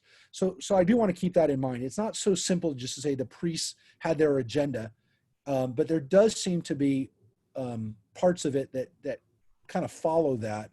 And again, people look for those clues of it. And one of the most obvious clues is he poured anointing oil on Aaron's head and anointed him to consecrate him. And then Moses brought Aaron's sons forward, clothed them in tunics, and did the same to them as the Lord had commanded Moses. So this isn't Moses's decision, even, it's God's commandment. And so this is the offering that is made at the consecration, at the dedication of the priesthood. So this is a one-time occurrence. This is not, what'd you say? I said it was like a coronation. Yeah, it's like a coronation, absolutely. And interestingly, though, it's a coronation of not just a person, one person, it's a coronation of a dynasty and of, as we can see, Aaron and his sons. They're all part of this transmission. So the sons are already there. The sons are already part of, they're alive. They're parents themselves at this point. Aaron's a grandfather by this point. And so what we have is not just the coronation of a person, but a coronation of a dynasty and of a family. And as I mentioned, a family that we still know. If your name is Cohen or Khan or Katz or Kaplan, these are names like Mark Kaplan, who's on now. He said the first adult education in 20 years. That you're a priest. Your ancestors were priests, and all of us again have an ancestor who's a priest. And again, what we call it here, though, is not a coronation but an ordination. And this is the words that we use for somebody who's not a political leader, but a religious leader. He brought forward the ram of ordination. And we call this ordination. And you can see that Aaron and his sons laid their hands upon the ram's head. So they're laying their hands upon it. It's their kind of ordination. They're being made priests, but there's also their kind of transmitting holiness immediately onto a sacrifice. So it's an interesting kind of transmission where something's transmitted to them and then they transmit it to something else. And this concept of holiness, of transmission, as I said, is almost kind of like playing tag, that you're it. But of course, they do get to keep this status of being able to transmit holiness throughout their lives until, again, in some cases, they're rendered impure by things that kind of render them, at least temporarily, or in a state where they needed to reattain a holy state. So this is ordination. We still use this term, by the way, for rabbis and for cantors. We call it ordination. Usually for cantors, we call it investiture. But for rabbis, we call it ordination because part of what happens when you're ordained as a rabbi is that rabbis who are your teachers place their hands on you. And so that's the word vayismechu, that they put their hands, and that the touch, the laying of hands on somebody allows for a transmission of holiness and of blessing from one person to the next. So that's a word that we used, that we still use for ordination for rabbis. Let's just take a look at, again, we can see that this was unleavened bread that was used for this inaugural offering, this ordination or coronation, that this was this was part of the offering. And let's come right here to verse 33. And so this section here, the last part of chapter 8, tells us that after this day of preparing the priests, of ordaining them, coordinating them, that they could not go out of the tent of meeting for 7 days until the day that your period of ordination is completed. For your ordination is called, for your ordination required everything done today, the Lord has commanded to be done to make expiation for you. Now, the interesting thing about this is that the term that's used here is also an interesting term, which doesn't necessarily mean just ordination. In modern Hebrew, it means service. And what's interesting about this term is it's called the meluot, or the meluechem. Can you see that pointer, by the way, when I'm pointing it? Does that pointer come up? Okay. Yes. So the word here is meluot, or meluachem. This is their ordination, or also sometimes translated as their service. And in modern Hebrew, it's interesting that when Israel was established as a country, they chose this word as an interesting service in Israel. Does anybody know what meluim is in Israel? Anybody who spent time in Israel? Meluim? It's reserve time. It's when you get called up for your reserve service. So after your initial service in the Israeli army, your first couple of years of being on, being an enlisted service person, you then are part of the reserves for pretty much the rest of your adult life into your later middle ages. For about in the next 20 years, 25 years, you're part of the reserves. It's called the Miluim.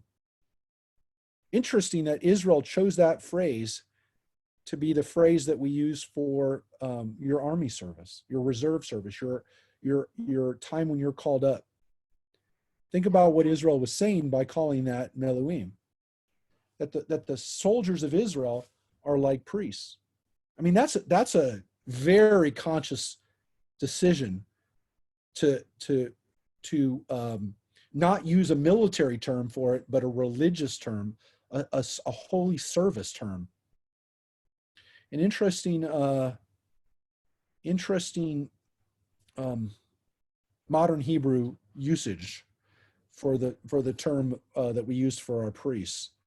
Does the 7 days have to do with God creating the world? And I mean, yeah, there seems to be this idea that in order for the priests to be ready, that they had to kind of go through a recreation or a rebirth. The number 7 obviously is the is the symbol of wholeness, a symbol of creation. And so to go through the 7 days kind of put them in and recreated them as a rebirth. But it's a recognition that this doesn't happen in a moment, that there's steps to it, that it's a process, that it actually takes time, that it's not something that happens just in one moment, but that it takes that it actually, you almost have to marinate in it in order to feel it. So the 7-day period is, again, a sense of wholeness, a sense of being complete, a sense of being reborn in 7 days. And it also prefigures and kind of connects us to every time we have a new life, because we wait 7 days for a baby to be alive before we bring it in as and essentially ordain it and coronate it as a member of the community, because a bris is done on the 8th day. The 7 days have to pass before that life essentially is then consecrated and made holy.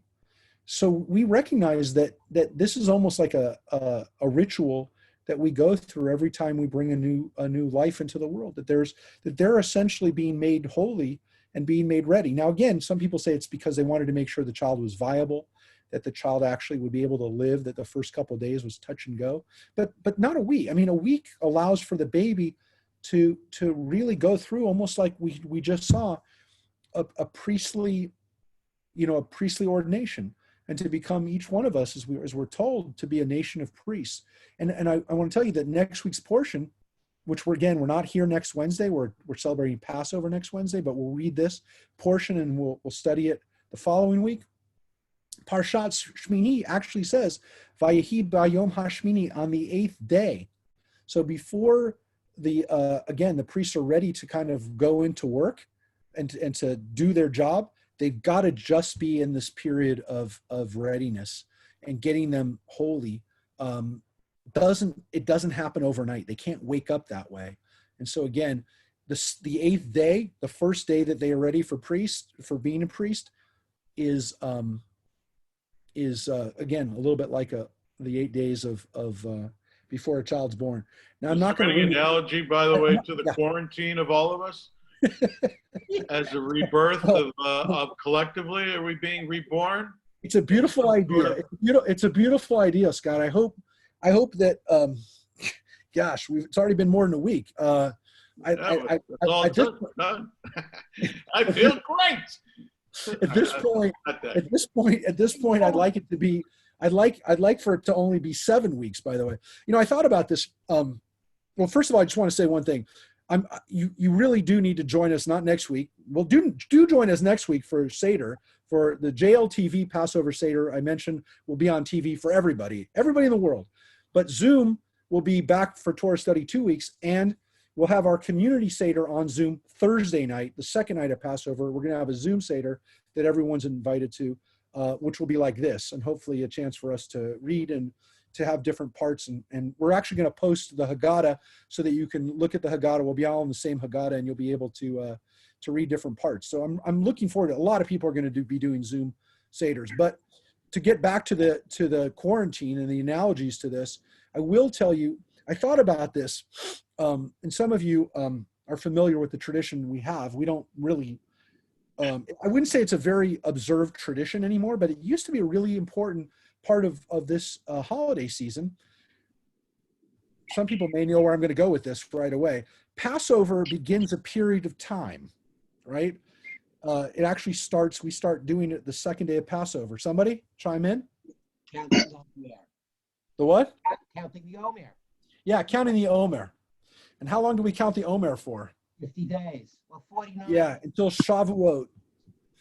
Now, I'm really, really hoping that we're not doing the full Omer under this.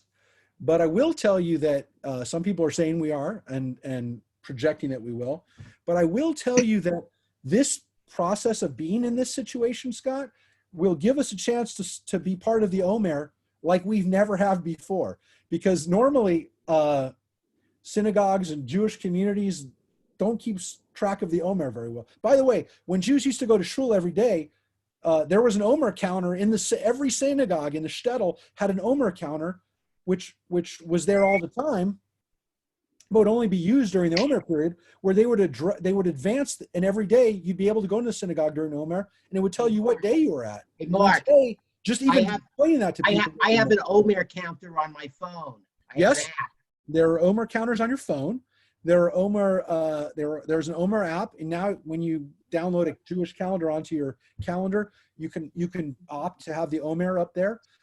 And again, counting the Omer is a really interesting tradition, and it is one that I know we're going to be doing the Seder. That we're going to be doing quarantine during at least part of the Omer.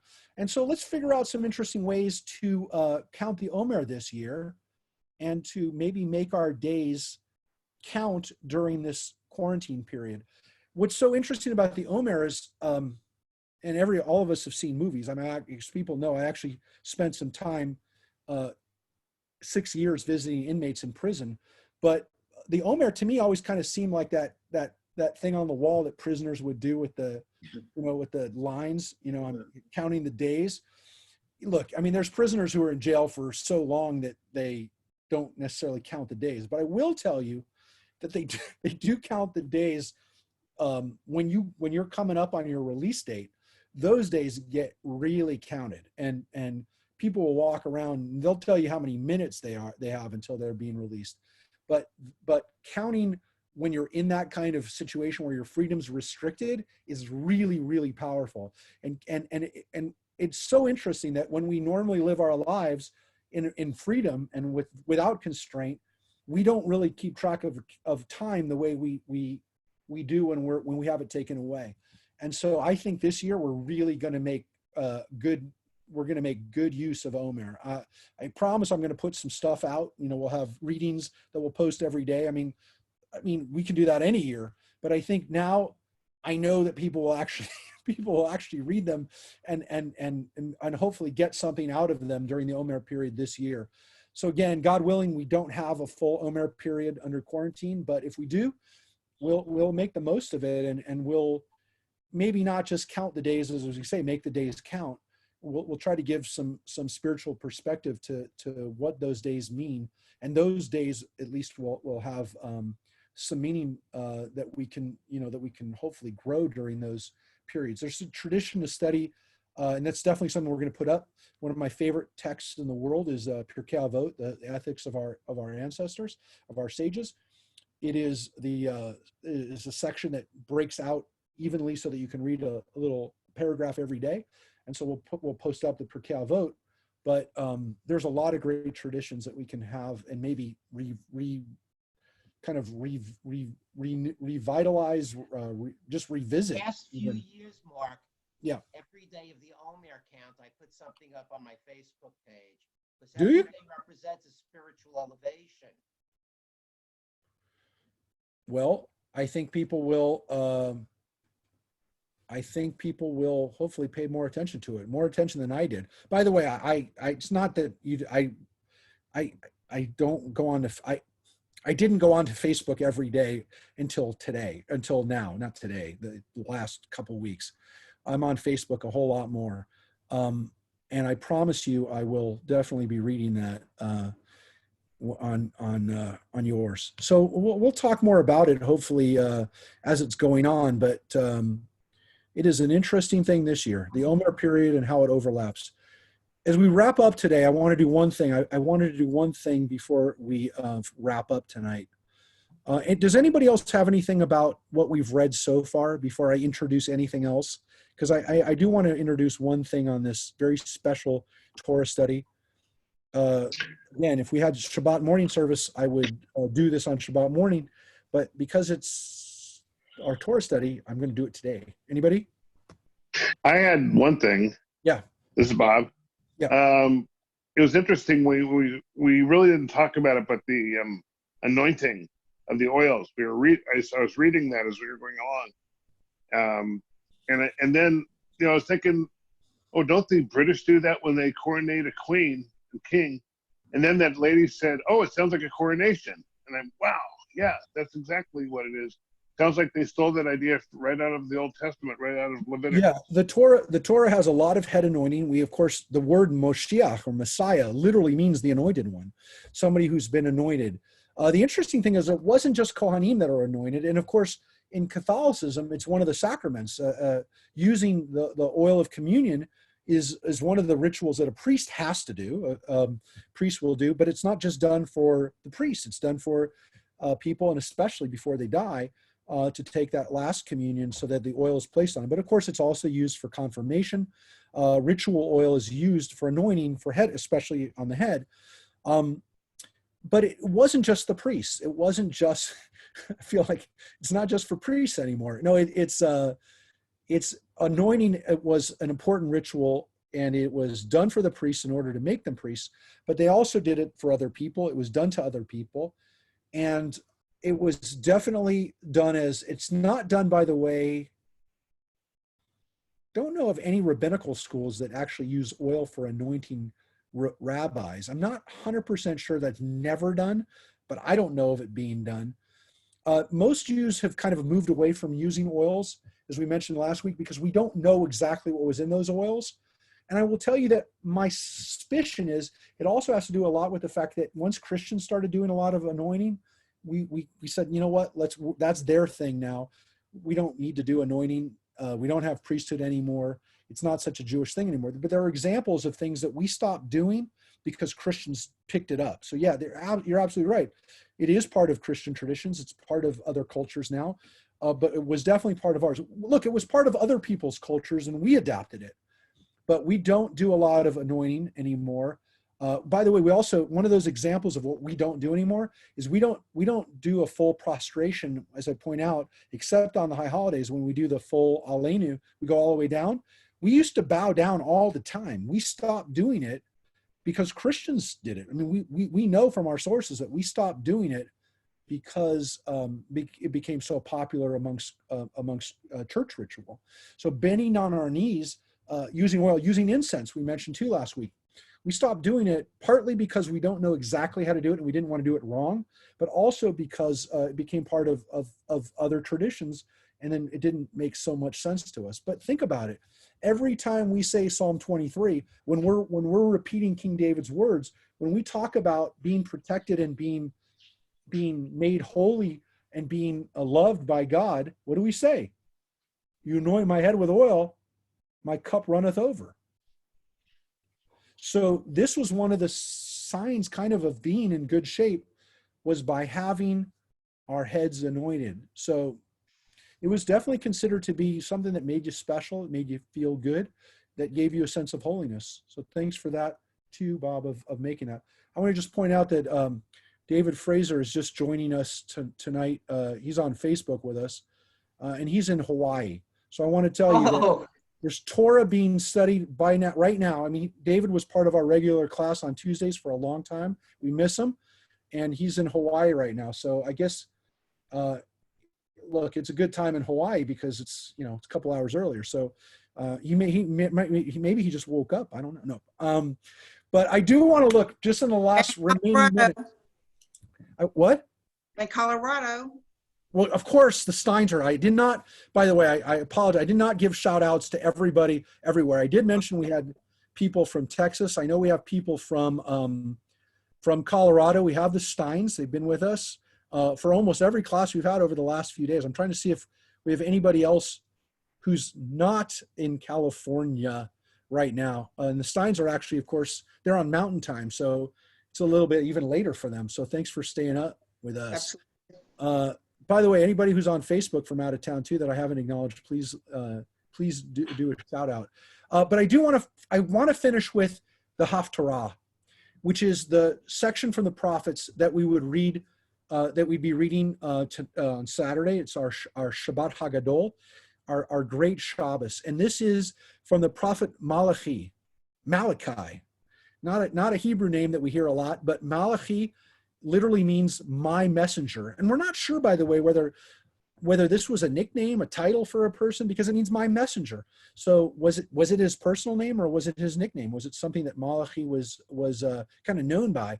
But he's prophet, and he's actually the last prophet in the section of prophets. Now the Christians organize the Bible slightly different, but in the Jewish organization of the Bible, Malachi is the last section in the Nevi'im, in the prophets, the second section. So we have Torah, Nevi'im, and Ketuvim, the Tanakh. Nevi'im ends with Malachi. So we're going to read now the Haftarah, which comes from the end of Malachi. It's a short book, as you can see. We're reading right here from chapter 3. It's a very short book. And some of the books of the prophets are even shorter. The book of Obadiah is only one chapter. But from this chapter, we read about the prophet Malachi. And I love this book. I love this section, especially tonight. I wanted you to see it because this is Malachi is talking to the people. And the reason we read this before Passover is because there's a few reasons. One of the things is that Malachi is reminding us, like all the prophets do, to get our lives right, to do the right thing, which is something, of course, that we think about all the year, not just the holidays. But you can see that one of the things that we read about here is that Malachi is warning the people, like the prophets oftentimes do, about what happens if you don't follow the rules. And if you do follow the rules, what does it say? I will banish locusts from you, so they will not destroy the yield of your soil. So here we have a connection to the plagues and the fact that if we do what we're supposed to do, we're not going to be plagued like the Egyptians were. And just so you know, oftentimes the prophets invoke the plagues. This isn't the only time. And Malachi does that. I want to just go on a little bit further because we're running out of time. It says right here, on the day that I'm preparing, said the Lord of hosts, they shall be my treasured possessions. I will be tender toward them as a man is tender toward a son who ministers him. The day that I'm preparing, and you shall come to see the difference between the righteous and the wicked, between him who has served God and him who has not served him. For lo, that day is at hand, burning like an oven. All the arrogant and all the doers of evil shall be straw. And that day is coming, said the Lord of hosts, shall burn them to ashes and leave them neither stock nor bows. For you who revere my name, a son of victory shall rise to bring healing. You shall go forth and stamp like stall-fed calves. You shall trample the wicked to a pulp. This is trampling out people. It sounds a lot like glory, glory, hallelujah. But this is very, very Christological.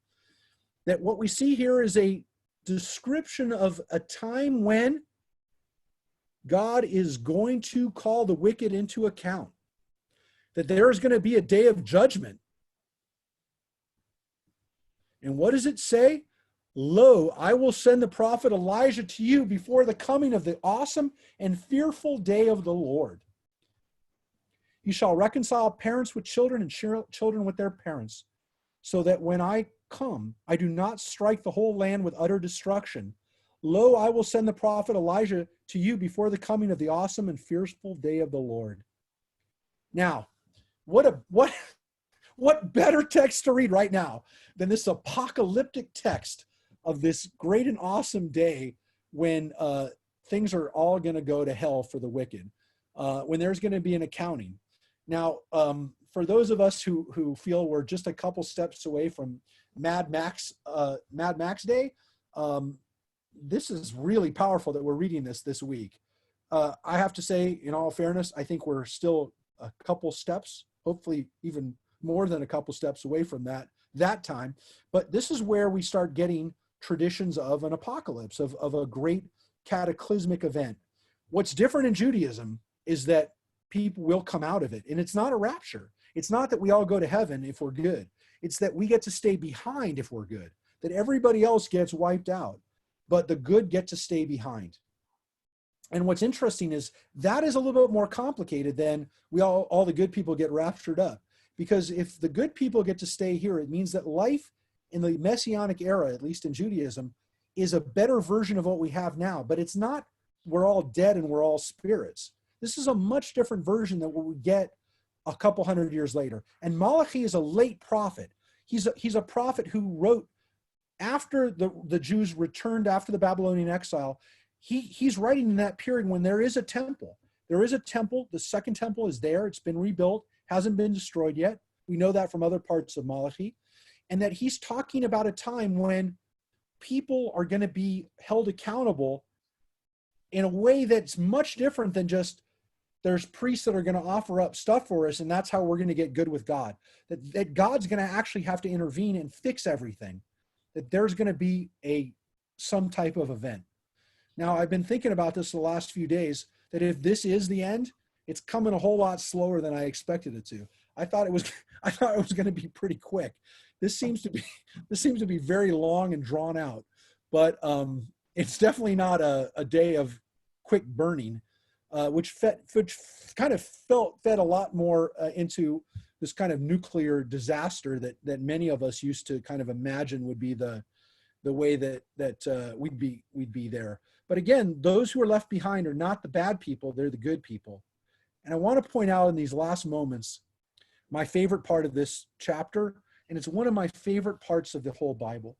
And it tells us that Elijah, who we're going to greet at Passover, another reason why we read this, is that we're hoping that Elijah is going to bring in the Messianic era and that he's going to help be part of this great and awesome day. That Elijah is kind of announcing this time. What does Elijah do? When Elijah comes, he reconciles parents with children and children with their parents. That the only way for the Messianic era to come about in Judaism is for families to be whole.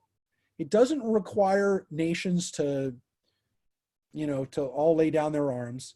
It's something as simple and as basic as families coming together.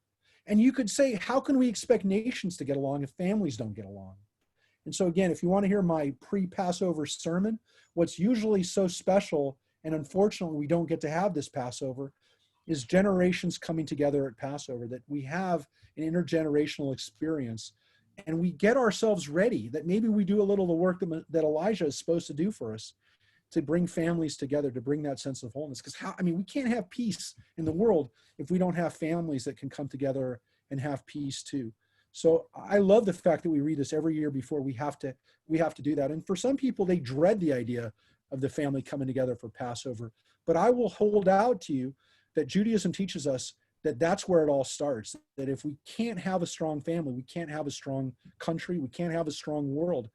And so, we finish, the tradition is to actually finish with the really nicer words, not to finish with that awesome and fearful day of the Lord, that we actually go back and say the words that this is a time when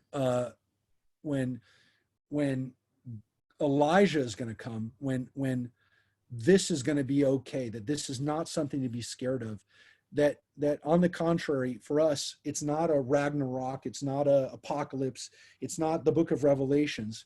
It's a hopeful time when the bad stuff will be over and the world that we live in will be a good world. Not that it's another world, but that this world could be good. And that's the difference between Jewish apocalypse and every other apocalypse we know of.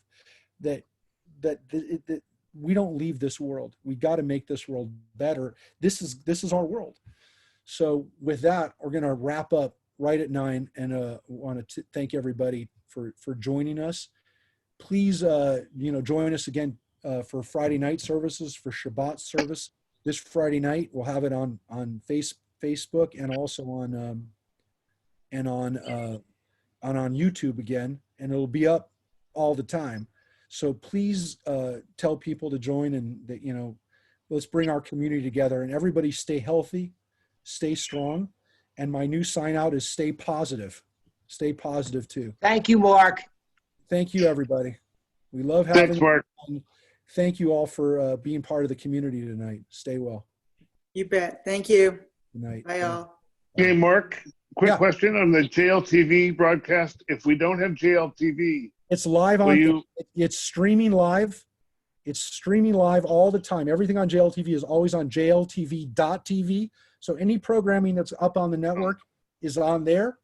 And so now we heard today, you can watch the Dodgers on DirecTV. Who aren't even, I thought it was an April Fool's joke, but you can watch JLTV anytime. And the Seder will also be up on JLTV's YouTube channel, which also has a slightly different version of our Friday night service, is also up there for anybody to watch. We're trying to keep this material up there so that you can share it and you can have people connect.